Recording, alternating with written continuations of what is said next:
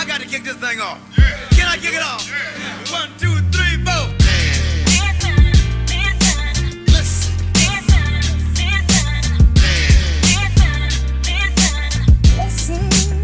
Ladies and gentlemen, listen.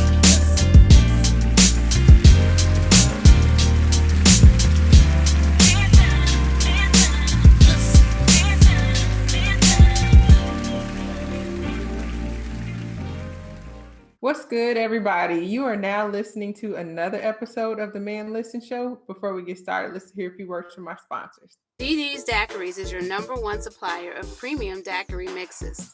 You will love the taste of our classic margarita and signature strawberry mixes. Follow us on Instagram and Facebook at DD's Daiquiris. DD is spelled DEEDEE. You can also find us at www.dd'sdaiquiris.com. DD's Daiquiris, giving good vibes to good people, one good drink at a time. More Grace Counseling and Mediation Services offers individual and relationship counseling as well as mediation services to the community. At More Grace, healthy partnerships are valuable and beneficial. Please visit the website www.moregracecounseling.com for more information about our approach to counseling. More Grace Counseling and Mediation Services, where we offer more grace and more healing. Are you in the state of Texas and looking for a knowledgeable loan advisor that will walk you through the process from application to closing? Well, then you need to contact Joe Byers at Trinity Oaks Mortgage. Trinity Oaks Mortgage offers FHA, VA, and conventional loans. They also have a first-time homebuyers program available. There is also down payment assistance available as well. Make sure you contact Joe Byers at Trinity Oaks Mortgage. You can reach Joe at 972-512-8990.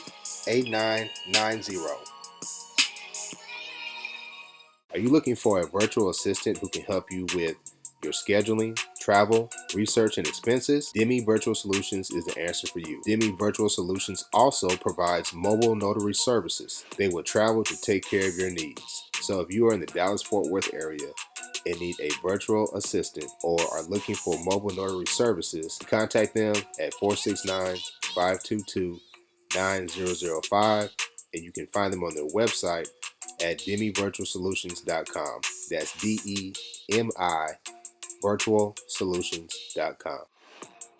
Please buy the new book by Arika Nicole Moore, Diabolical Tales of Woe. Diabolical Tales of Woe is a thrilling collection of short horror stories that leave you in an excited trepidation to see what will happen next. Prepare to face one horrific encounter after the next in this captivating novel. You can find this book on Amazon in the Kindle and paperback version. That is Diabolical Tales of Woe by Arika Nicole Moore. Conversate with Us Radio presents the Man Listen Show. We are the blackest radio show on the internet. We bring you our opinion on topics that affect the Black community in an effort to enlighten, enrich, and empower every brother and sister that falls under the sound of our voice. We operate on a no-hating frequency, so be prepared for us to keep it 100% real and 100% Black all the time. Please follow the show on social media on Facebook, Instagram, and Twitter at Man Listen Show. And you can also subscribe to the show on iTunes, Spotify, and YouTube. Make sure you give us a thumbs up and make sure you tell everybody about the blackest radio show on the internet, the Man Listen Show. I'm your host, Mark B. Let's go ahead and bring the crew in. All right, sad news, everybody. Earl Simmons, also known as Dark Man X, better known as DMX, passed away last week. DMX was 50 years old, and allegedly the brother passed away due to complications from a drug overdose. The rap community, the Black community, was incredibly saddened by this loss because he was such a genuine brother, such an iconic figure when it comes to hip hop. And we just felt it appropriate to talk about our brother DMX and, how his death affects us individually and how it affects, the rap community, the Black community going forward. So when I first heard about DMX being in the hospital due to a possible overdose, what was y'all's thoughts? What was going through your head when it happened? Other than, I hope this brother pulls through. It was pretty sad because most of us who are about our age kind of went through a big portion of our college life listening to DMX. And so when I found out he was in the hospital, kind of brought back all of these memories of Rothwell at Mizzou and college parties and hanging out with my husband before he was my husband. And so it was just kind of sad because it's almost kind of like we grew up together or went through that time period together. So it was that familiarity and that, kind of reminiscing that you do when somebody that you are close to passes. You think about the good times that you had, and it's like he was a part of a lot of those good times. So it was pretty sad to hear that he was not doing well, especially when so many of us thought he was doing better. So it's unfortunate that he did not pull out.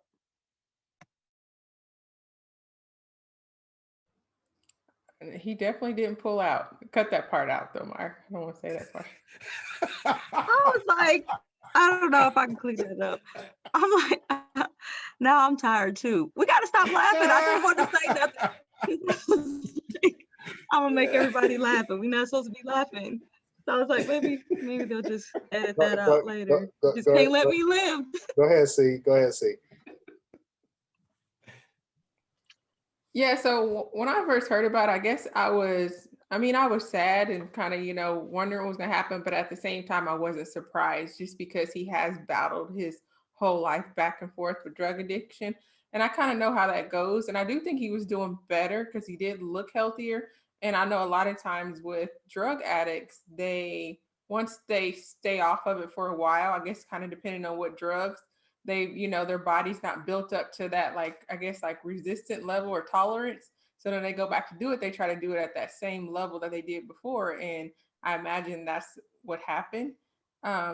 He did have, a lot of demons that he was battling. And I've never battled addiction, so I don't really want to be too critical. But at the same time, I think he had like a lot of help to, like, hopefully to get past that and to actually, stay in recovery. But I don't think he made the best decisions in life, with him having the 17 children. So it probably just wasn't like the drugs in his life. I think he was just, kind of living recklessly, making a lot of bad decisions over the last, 20 something years.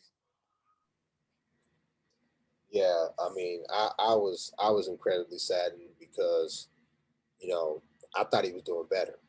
We all enjoyed the versus battle between him and Snoop Dogg, and when you looked at X, I think a lot of us said X been eaten. You know what I'm saying? Because like you've seen him throughout the years, you can see, when he first started out, he was kind of a slender dude, and then there was a while, right after he stopped putting out the hit albums and he wasn't in the movies anymore. You started seeing him, and his behavior was much more erratic, and he was starting to look more crackish, more thin, and he just wasn't looking good. So when we saw him on the versus battle, and you see him with a little beer gut, and him, just being lovable and joking, and all of that, it seemed like, well, dang, X doing all right. And then for this to happen, it's kind of like, well, damn, what happened? Because even after he did the versus battle, he put out the song with the locks, and it seemed that, okay, we might start to see X, turn this around and start putting good music back out. So for him to succumb to his addiction in that way, I was incredibly saddened because there's a lot of music that he put out that, like Erika said, was, my college years and even years following college. X put out music that I rocked out to. He put out music he put out street music. He put out some party records, but he put out some stuff, man, that was really where he bared his soul. And I know a lot of people have talked about how listening to his music got them through some of the stuff that they were going through, because he put it out there that he was going through things himself. So it's incredibly sad, and I just hope that his kids can find some comfort in knowing that their father helped so many people. That ain't gonna feed them. That's not gonna feed all 17 of them kids, but hopefully he's got his paperwork right and the money's coming through to help take care of those kids. But Lad, what do you think, man? I'm like you. When I saw the verses a few months ago, I was kind of like, okay, X is doing good. X is doing all right. He about to make a comeback. Like you said, he dropped another song. And but fast forward to last Friday when I heard the news, it wasn't shocking as everybody, as Erika said. It really wasn't shocking. It was kind of a, man, you thought he had progressed past a certain point, but in hindsight, you never know what someone's going through. You really know what they're demons, and it's easy to put on a face or a front, especially when that's your career, when you have to have the certain image for people to even want to pay you to come, to do a show or to be on a TV show or something like that. It's easy to hide those things, and you really truly never know what someone's going through. And also think about this. So X, if he's been battling these demons for years, that might have been when he had his most success. Were times where he was out getting high, doing whatever. He wrote this banger that night. He might have been in the studio smoking, and that was his biggest hit to date, right? So when you're trying to recapture that, a lot of times you try to recreate the same exact scenario that gave you that success, and that could factor into it as well. But he definitely had music that spoke to me, spoke to a lot of people. He was transparent. He told you about his struggles. He told you about things that he was going through. He was very, very upfront about it.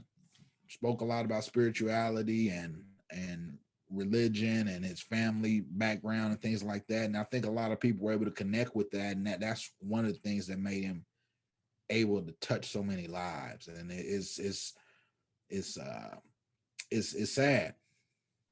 Yeah, there's this thing called ACEs, adverse childhood experiences, and my homegirl, Dr. Tori, follow her on Instagram and Twitter.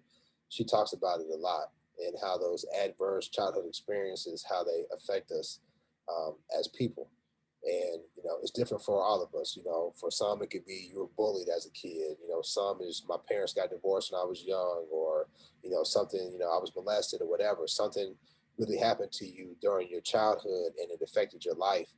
And when we look at DMX, it doesn't get he's like the poster child for aces, in terms of his mother dropping him off at a group home, I think not once but twice, basically abandoning him.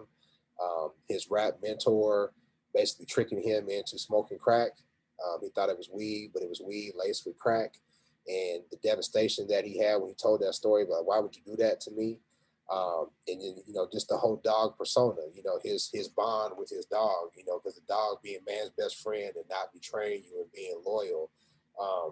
I think that helped, that hit a lot of people hard, because we knew what he had been through. Because like you said, Lab, he was transparent, who he was with who he was to everybody. And you just root for people who live through that to succeed. When you see somebody who's dealt with trauma, I don't know, me personally, I root for them to overcome that and to succeed and to beat whatever it was that tried to take them out, that tried to kill them. And it's just unfortunate that he wasn't able to do that. I saw, after someone passes, you see a lot of interviews and stuff. And he said, when he was talking, he said, if I died tomorrow, I lived a good life, and it's almost like he said, he lived a good life, and it's almost like he knew. This is recent, within the last couple of years. So maybe he knew he was back living on the edge, and that was just like foreshadowing and just giving us a glimpse into it. If you listen to a lot of his stuff, when he was, praying to God and doing different things, it's almost as if it's almost as if he was giving a eulogy for himself. Like, you can play that and it'd be like apropos perfect to, say, okay, Right, this is him right. talking about his life and his relationship with God and how he feels about himself. So I think he pretty much knew he was burning the candle on both ends, and that he wasn't meant for this world for a long time. That's another one of the things that I loved about DMX is his prayers.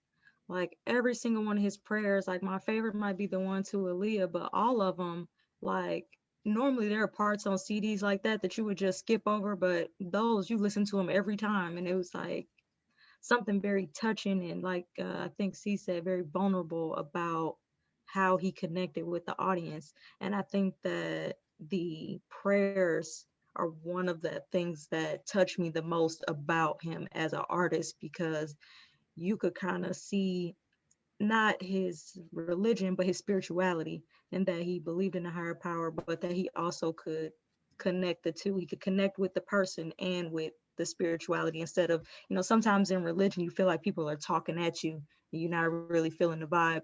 He definitely every single time made you feel the vibe. And I love that about him. Or we could talk about prayer, and that's one of my. I always think about Belly too, though. When he was Buns, he was, and Belly. It was almost like that was really DMX. Like the role was, dude's name was Buns, but it was really DMX in that movie. Like that was his life. It seemed like to me. Right. Yeah. Yeah. And it's sad, if you watch that movie, towards the end, Ben Chavis, also known as Benjamin Muhammad, he gave a speech to Tommy Buns, DMX, at the end. And the sad thing about it is all the things that they talked about in that movie are still afflicting the Black community right now. And that came out, what, like in 2000, something like that? That came Yeah, out something like that, like 99, 2000, something. 2000. Yeah, And it's somewhere still, around those there. problems are still affecting us today. And I remember Belly being one of those movies that people kind of were like, some people didn't really care for it. I mean, because of some of the acting. I mean, y'all know I'm a Nas fan, but Nas and T-Boz, they kind of, T-Boz was rough. Boy. I can put it out there, but if you look at Belly now, it was more of a classic than people think. Just how it was shot, DMX, the role that he played. I don't know no Kiana. You know what I mean? Just Method Man, just all the different quotables from that movie. It's tough, man. I mean, and that I think X was slept on, man, because X is one of those rappers that went from I'm putting out hit records that went to Hollywood as well. It wasn't a lot of cats that went from rap to Hollywood and still kept it real. I mean, the only one, Will Smith, you know what I'm saying? But Will's more, like a bubblegum type. Bubblegum rap. Bubblegum type rapper. But other than Will, Pac was the only other one. And Pac didn't hit it. I don't think. You're not going to give Cube his props? There you go. LL too, but yeah. Yeah, LL, LL too. Yeah, Ice-T. Okay. Yeah, there's a lot of them that made the transition. Okay. I wouldn't say a lot, but yeah, it's quite more than the Will Smith. He named Will, and granted, Will's the biggest, but there's so many more. Yeah, see, and that's what I'm thinking about. Like, and they're all successful. They're all successful. I can't. I'm glad you brought them. You brought them out because I definitely didn't want to, omit those brothers. But what I mean is, cats who kept it real. And X is not a lot. There's a ton of rappers. If you look from the late 90s to 2000, there were a ton of rappers. Not many went, to the next level. 50 went into acting, did a good job, but there's not a lot. And X did it, and it's just unfortunate that he wasn't able to turn that into something else, because you look at Jay, you look at Nas, you look at different rappers that were his contemporaries around that time, they parlayed it into something else. X didn't really do that, and he had to have made decent money. You don't know what the contracts were with hip hop, but you gotta think he made some decent money, at least with like touring and everything else. And movies. But you never really got the feeling that he did a lot with that. What do y'all think about X not being in people's top 10 all-time rappers, not being the GOAT, being slept on somewhat? I think he's probably the most slept on MC who's not slept on, because he doesn't make it into anybody's top 10, top 5 lyricists, but the passion and the music, it was there. C gonna get mad at me, but I liken him to like Pac. Like Pac wasn't the most lyrical, but Pac definitely brought that emotion and that type of passion to his music that was just like DMX, in my personal opinion. I agree with you. I mean, he and Pac were a lot alike. They were vulnerable. They kind of shared their story, their struggles, the demons they were going through. And Pac's the GOAT. you know, he's my favorite, but lyrically, he's not my favorite. Like I have, you know, there's rappers, there's MCs, you know, I pick rappers, you know, some people say, like, you know, this is the best rapper because he's selling records. You know, some people say this one makes music you listen to in the club. So I guess it's whatever. Mine is Pac, is because he was the most impactful, I felt, for our generation, and he was pro-black. So I like he was just like, I guess just so like really raw and real. And that's why I feel like he's my favorite. So yeah, you're right. But I do see DMX in a lot of people's top, maybe not top 5 or 10, but I see his name mentioned a lot. I think if he had been still making music later on when I was actually making top 10 lists, he might have made it. So if I was making a list back in 98, 99, 2000, he definitely would have been in my top 5. But by the time I was actually even thinking about who I considered the GOAT and whatnot, he wasn't even really putting music out. So it's not that he was slept on, because I still love his music, but it just wasn't at the forefront of my mind, I don't think. Yeah. I mean, I still think he's getting his props. I mean, all the people who have been talking about him, I mean, let's keep it real. X made a lot of mistakes. You know, the multiple children, I don't know how many mothers, you know, were 9. involved in the 9. Yeah. So 15, 17 children with 9 mothers, that's reckless. We can't sugarcoat it. That's reckless. Yeah, Um, it is. the addiction, um, especially when you think, you know, at his status, his stature, he would have the resources to be able to try to, you know, beat those demons, even though we know it's hard, right? But I still think people have been fair with DMX and his legacy. I just think that addiction is so real, and I think it hit all of us. It hit me harder because I think for the longest we vilified people who struggle with addiction, us as black people, because we look at, you know, the crackheads. We call them boofers in Topeka. When, you know, anybody else, they call them whatever.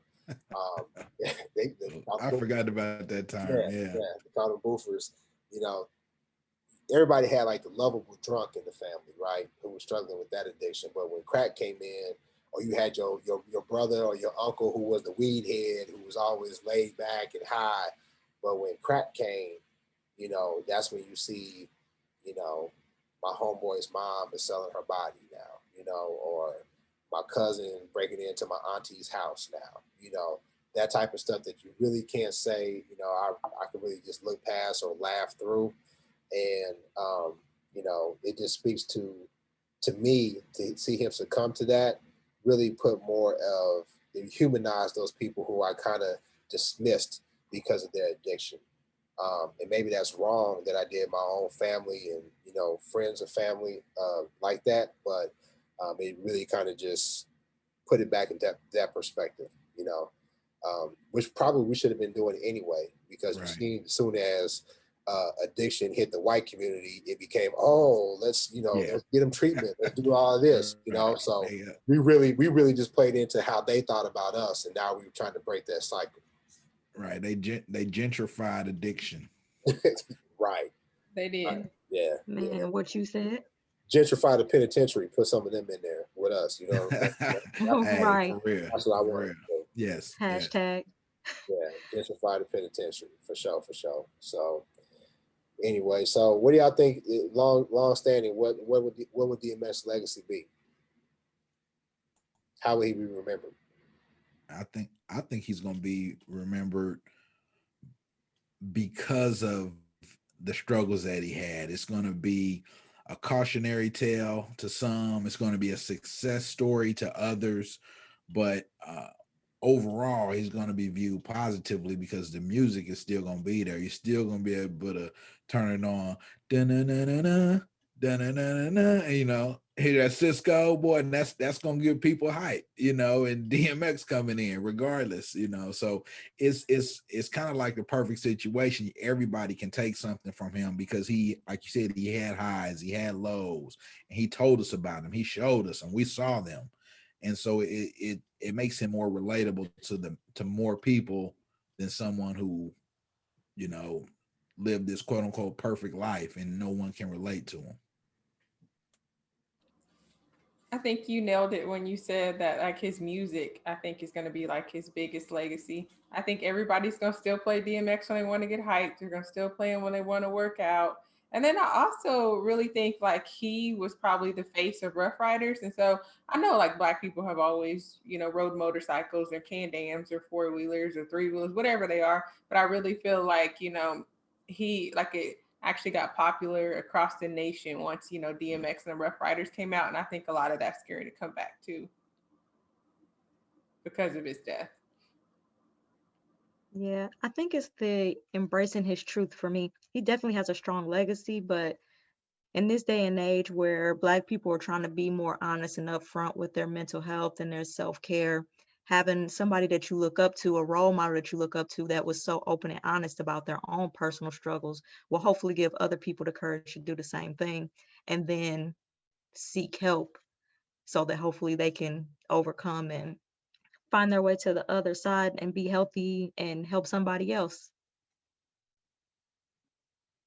Yeah, and I think we need to not sleep on people who look like they're doing okay, because some of us who dealt with mental health, you really become pretty skilled at wearing a mask.